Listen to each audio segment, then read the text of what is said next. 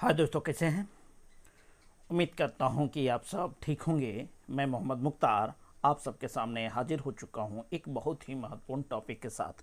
दोस्तों, आज के इस वीडियो में हम सीखेंगे कि रेलवे कर्मचारियों का ईएसआर कैसे भरा जाता है। जैसा कि दोस्तों आप सब जानते हैं कि रेलवे ने 1 अप्रैल 2024 से मैनुअली सर्विस रिकॉर्ड की एंट्री बंद कर दी है और उसकी जगह अब ईएसआर ने ले लिया है।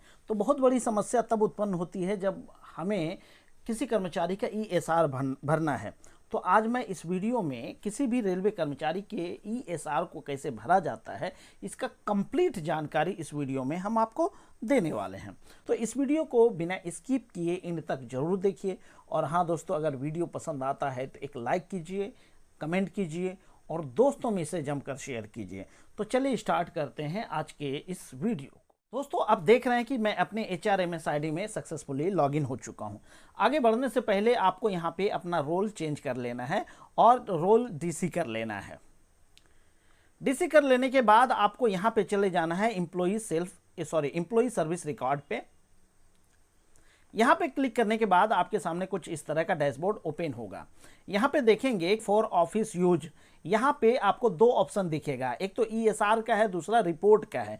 यहां पे आपने जो काम किया है, किस कर्मचारी का कौन सा काम किस स्टेज पे है, आप रिपोर्ट कार्ड पे जाके देख सकते हैं। तो मैं और सब टॉपिक पर अलग से वीडियो बनाऊंगा। यहां फिलहाल हमको देखना है कि कर्मचारी का ईएसआर कैसे फिल किया जाता है। आपके सामने दोस्तों यहाँ पे 3 ऑप्शन शो होता है, तो बिल्कुल बारीकी से इन सारे ऑप्शन को देखिए। यदि आप डीलिंग क्लर्क हैं तो आपके लिए ये एंट्री वाला ऑप्शन काम करता है। और आप एज ए डीसी अगर किसी एम्प्लॉय का ईएसआर में कुछ भी एंट्री कर देते हैं और उसके बाद जब आगे फॉरवर्ड करते हैं तो वेरिफिकेशन अथॉरिटी यानी VA के द्वारा यह ऑप्शन काम किया जाएगा जो वेरीफाई का दिख रहा है। तीसरा एंड लास्ट है एक्सेप्ट का ऑप्शन। यह AA जो कि रोल वाले आईडी से काम किया जाएगा, यानी एज एम्प्लॉय के लिए कम से कम 3 आईडी काम करता है, यानी उसका डीलिंग क्लर्क, उसका वेरिफिकेशन अथॉरिटी और तीसरा एक्सेप्टिंग अथॉरिटी है। तो आज मैं एज ए डीसी वो काम करके दिखाता हूं। तो हम इसके लिए एंट्री वाले ऑप्शन में चले जाते हैं। अब जैसे ही आप आगे बढ़ते हैं तो इस तरह का डैशबोर्ड ओपन होता है। तो यहाँ पे आपको एम्प्लॉय का HRMS ID से काम चलेगा, एम्प्लॉय के EMP नंबर से यहाँ काम चलने वाला नहीं है। तो इसके लिए आपको हर कर्मचारी का HRMS ID जनरेट करके और उसे कहीं पे लिख करके रख लेना है, ताकि आप जिस कर्मचारी का काम करें उसका HRMS ID आपको आसानी से मिल जाए। तो मैं यहाँ पर अपने एक एम्प्लॉय का HRMS ID इंटर करता हूँ। दोस्तों, हमने अपने एक कर्मचारी का HRMS ID यहाँ पे इंटर कर दिया है और उसके बाद हम गो पे क्लिक करते हैं। क्लिक कर लेने के बाद आपके सामने इस तरह का डैशबोर्ड ओपन हो जाता है। आगे बढ़ने से पहले आपको एम्प्लॉय का नाम यहाँ पे शो हो जाता है।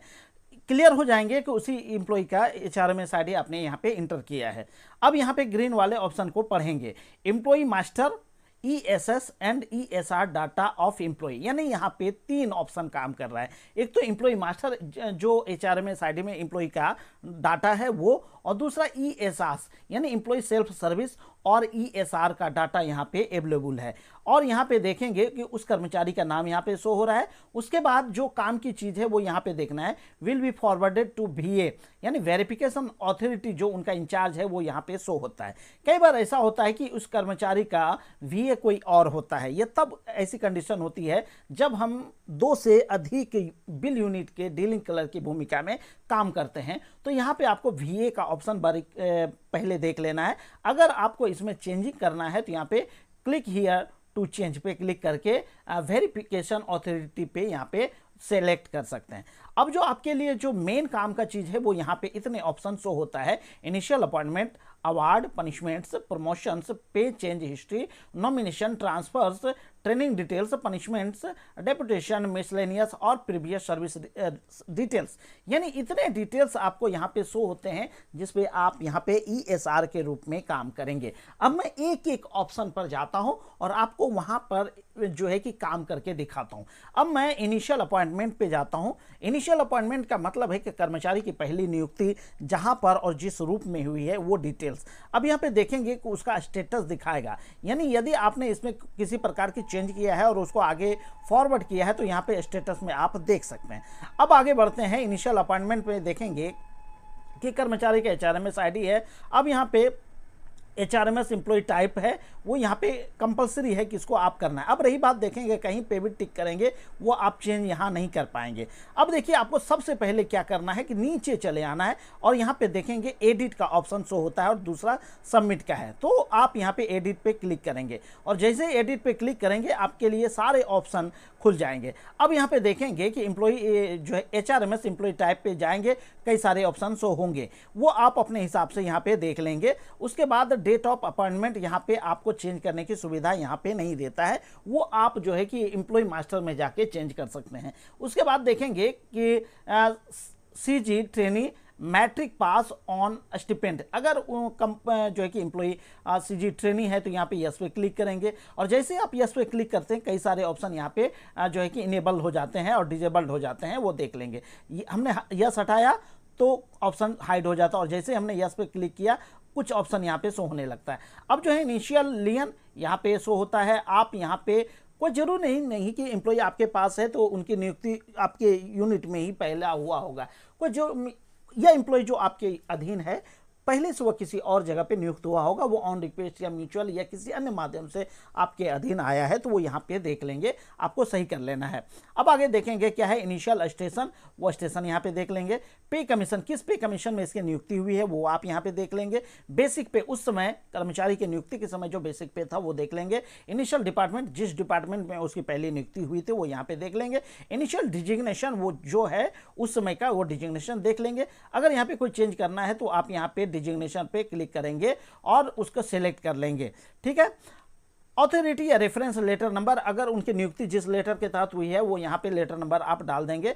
प्रीवियस सर्विस डिटेल्स अगर कुछ है तो यहाँ पे डाल देंगे और previous service reference document upload, यानी उनका अगर जो भी चेंज आप कर रहे हैं उनका रेफरेंस लेटर यहाँ पे सबमिट करेंगे। आगे देखिए डिवीजन, जिस डिवीजन में उसकी नियुक्ति हुई है वो यहाँ पे, ऑफिस कहाँ पे है कि उसका यहाँ पे डिटेल रहेगा। पे स्केल यानी पे कमीशन अगर आप डालेंगे तो उसका पे स्केल भी लेगा, ठीक है।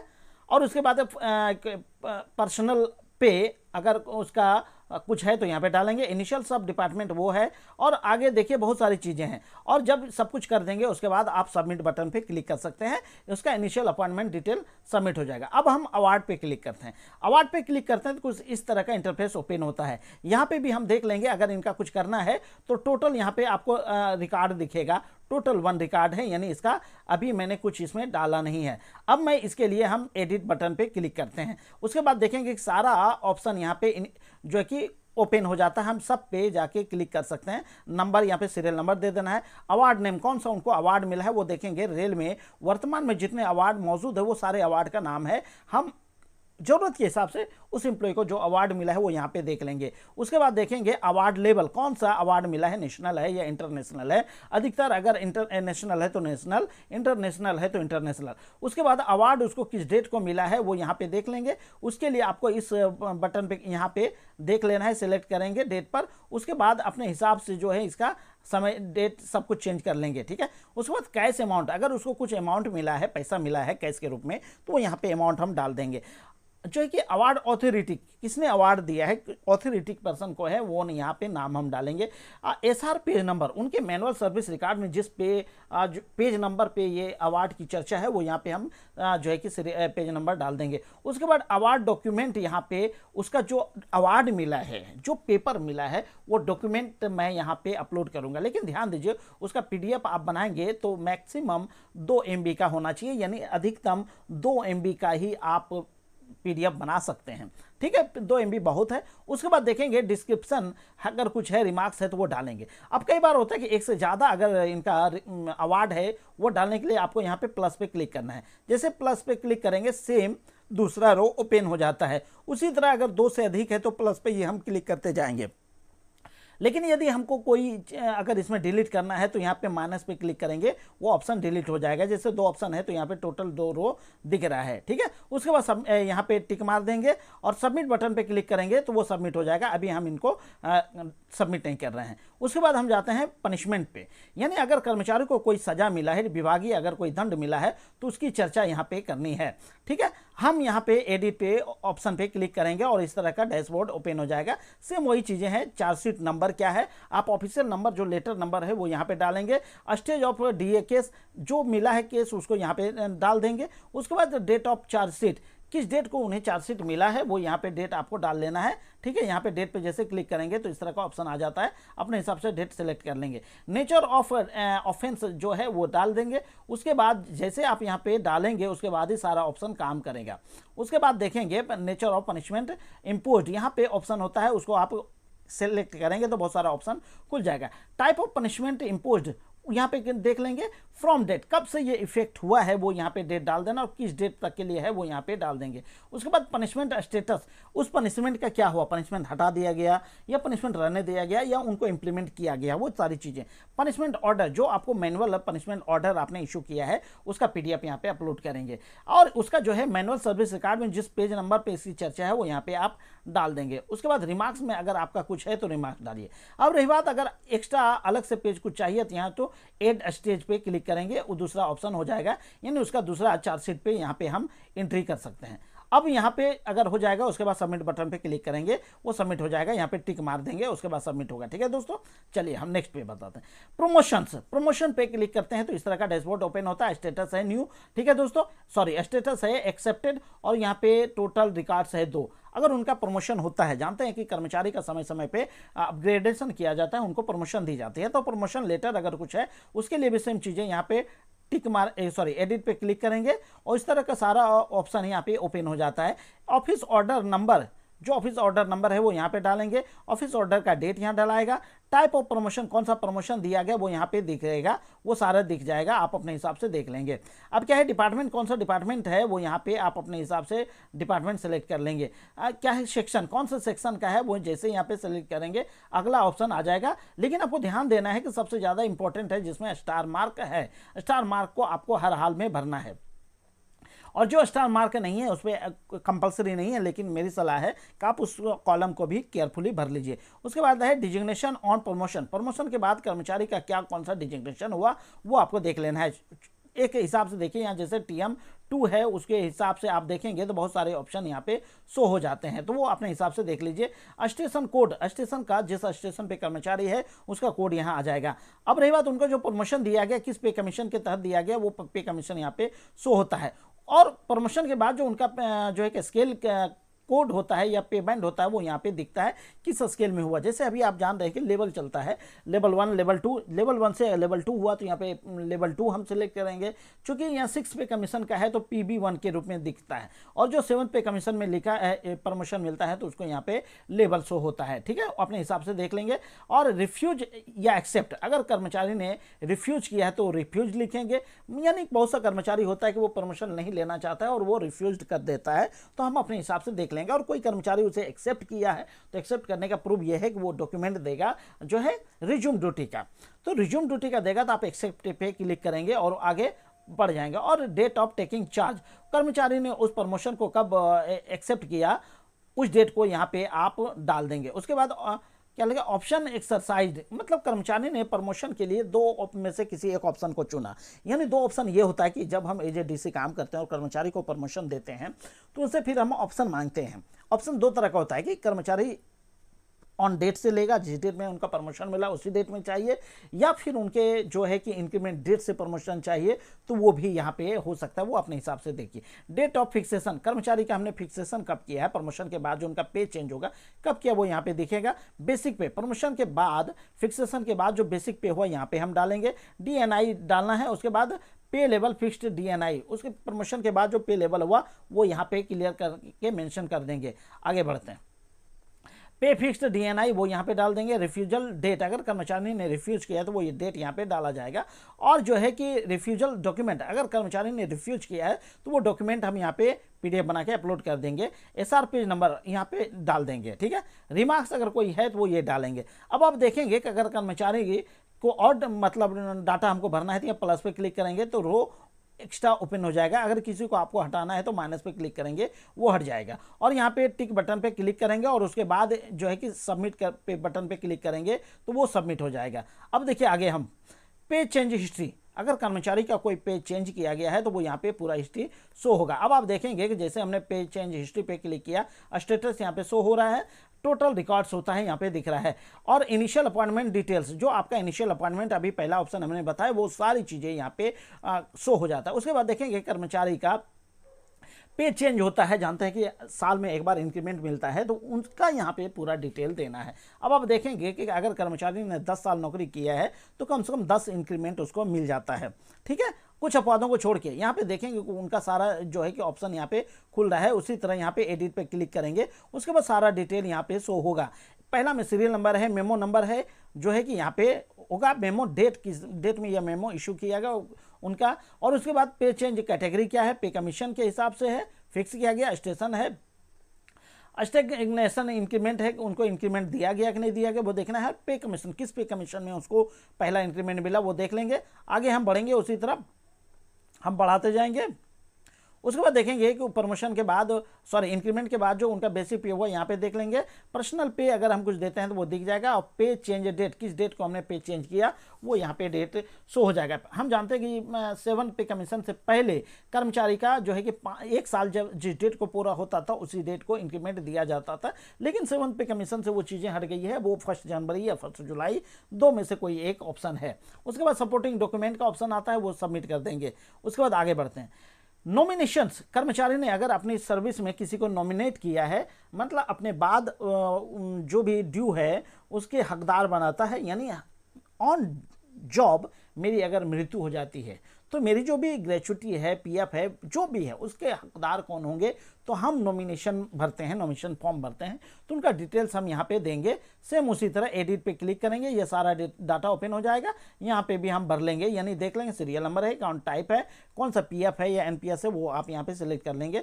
नॉमिनी का नेम, कर्मचारी के जो नॉमिनी का नाम है वो यहाँ पे डाल देंगे। रिलेशन क्या है इस कर्मचारी के साथ, इनका क्या है वो डाल देंगे। कर्मचारी उस जो है कि बच्चे का नाम जो नॉमिनेशन है उनका एज डाल देंगे।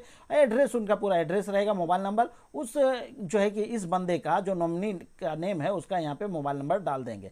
बहुत सारे कर्मचारी कोशिश करते हैं वो अपना ही नंबर यहाँ पे डाल देते हैं, लेकिन कोशिश करनी चाहिए कि आप एक अलग नंबर रखिए जिसकी चर्चा आपने कहीं अन्य नहीं किया है वो यहाँ पे डाल दीजिए। कई बार होता है कि आपके पास जो मोबाइल नंबर है वो कहीं पे मिस हो जाता है, आपके साथ गुम हो जाता है, तो कम से कम जो नॉमिनी के पास मोबाइल नंबर है वो उस नंबर को यहाँ पे डालेंगे तो आसानी से उस तक पहुँच संभव होगी।